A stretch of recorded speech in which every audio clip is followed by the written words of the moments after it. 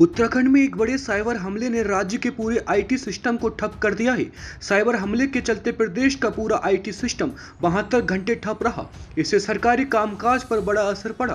राज्य की कई महत्वपूर्ण वेबसाइटें और सेवाएं पूरी तरह से बंद हो गईं। इसमें सीएम हेल्पलाइन, भूमि रजिस्ट्री और ई ऑफिस जैसे महत्वपूर्ण प्लेटफॉर्म शामिल हैं। सचिवालय में भी पूरे दिन भर कामकाज नहीं हो पाया। साइबर हमला इतना खतरनाक था कि सिक्योर इंटरनेट सर्विस यूके स्वन के अलावा सबसे अहम स्टेट डाटा सेंटर भी इसकी जद में आ गया।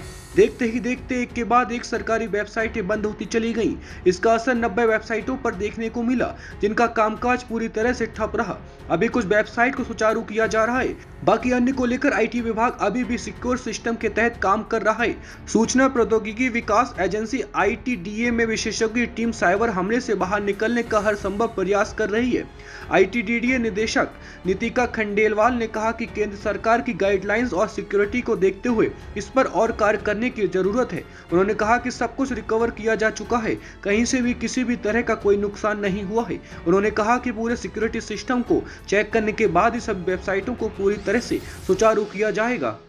एज सच मैं इस पर कुछ नहीं बोल रहा हूँ क्योंकि हमें पता ही नहीं, हमारा एनालिसिस नहीं हुआ है। ये हमारे सिस्टम्स पे है, उसकी स्कैनिंग में हमें पता चला टचवुड इन्फेक्टेड कुछ नहीं है।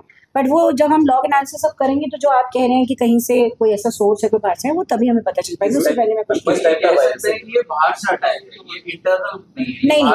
नहीं, वी कांट से दैट क्योंकि अभी तक अभी हम ये भी नहीं। किस तरीके का वायरस है जिसने इम्पैक्ट किया है?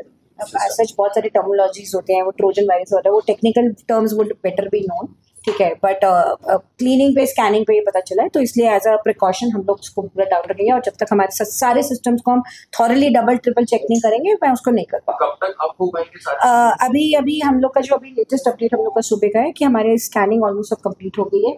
फिर क्योंकि हम एक एक करके करेंगे तो मेरे ख्याल से 2 घंटे में मैं अपनी टेस्टिंग करके पहले एप्लीकेशन अपनी लाइव करूंगी, और उसके बाद हल्के हल्के जब हमें सब लगेगा कि हमारे सिस्टम्स ठीक काम करें तो हम शाम तक सब कुछ लाइव करेंगे। ये जो मूल समस्या जहाँ से भी आई है, इसको डायग्नोज होने में अभी क्या एक्सपर्ट क्या बता रहे, कितना समय लग सकता है? टाइम लगेगा। अभी हम एक्चुअली क्या होता है, एज अ प्रोटोकॉल हम लोग कोशिश करते हैं, जैसे हम लोग STF को रिपोर्ट कर देते हैं या सर्टन को रिपोर्ट कर देते हैं। क्रिटिकल इंफ्रास्ट्रक्चर है ये, तो हमारी भारत सरकार की एजेंसी NCIPC, हम इन सबको रिपोर्ट कर देते हैं। तो उनके जो एक्सपर्ट्स होते हैं, जो इन सब चीज़ों में जानकारी रखते हैं, वो उसको देखेंगे और वही बता पाएंगे। इसमें मैं ज़्यादा कुछ आपको। अच्छा, केंद्र की एजेंसी इन्वॉल्व आप वो एज अ प्रोटोकॉल हम लोग उनको सूचना ज़रूर भेजते हैं कि हमारे यहाँ ये डिटेक्ट हुआ है, तो क्योंकि उन लोग के अपने पास रिकॉर्ड्स होते हैं, उनको पता होता है, इस तरीके से वो लोग बता पाएंगे हम लोग को। तो केंद्र की एजेंसीज हमारे साथ वर्चुअली भी जुड़ी हुई हैं, कुछ ऑफिशियल्स यहाँ पे भी आ गए हैं, तो हमारे सिस्टम हमारी टीम के साथ बैठ के उसका एनालिसिस कर रहे हैं, जो मैं आप लोग को बता रही हूँ, और उसके बारे में पता लग पाएगा। डाउनलोड करें देवभूमि इनसाइडर।